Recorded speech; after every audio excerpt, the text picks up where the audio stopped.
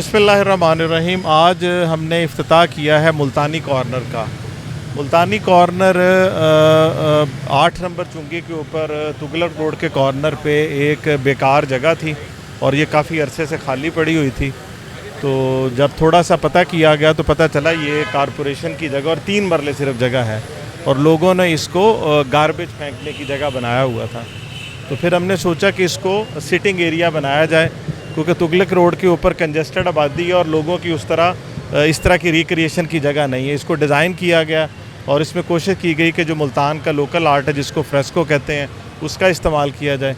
और आज ये एक खूबसूरत बैठने की जगह है और मेरी आप लोगों के तवज्जुह से लोगों से भी गुजारिश है कि ये जगह हमने लोगों के लिए डेवलप की है, उनकी इंटरटेनमेंट के लिए, रिक्रिएशन के लिए डेवलप की है कि वो इधर आएँ और इस जगह से इंजॉय करें, लेकिन इसकी हिफाजत भी करें।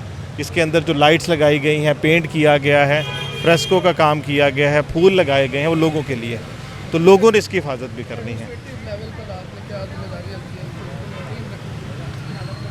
एडमिनिस्ट्रेटिव लेवल पे हमने कारपोरेशन के ज़िम्मे लगाया है कि वो यहाँ पे सिक्योरिटी का बंदोबस्त भी करेंगे, पीएचए इसकी मेंटेनेंस भी करेगी प्लांट्स की, और इसकी लाइट्स वगैरह को भी कारपोरेशन देखेगी। इसकी ओवरऑल हिफाजत की ज़िम्मेदारी कारपोरेशन की है, प्लांट्स की ज़िम्मेदारी पीएचए की है। लेकिन मैं फिर कहूँगा कि इसको लोगों ने करना है। हमें कुछ चीज़ें लोगों के साथ ये मकालमा करने की ज़रूरत है इस वक्त ना, कि सरकार ने, देखें जिस तरह मैंने पहले कहा कि ये एक बेकार जगह थी, गवर्नमेंट ने, सरकार ने, इदारों ने अपना काम कर लिया, अब इसको एंड यूज़र लोग हैं।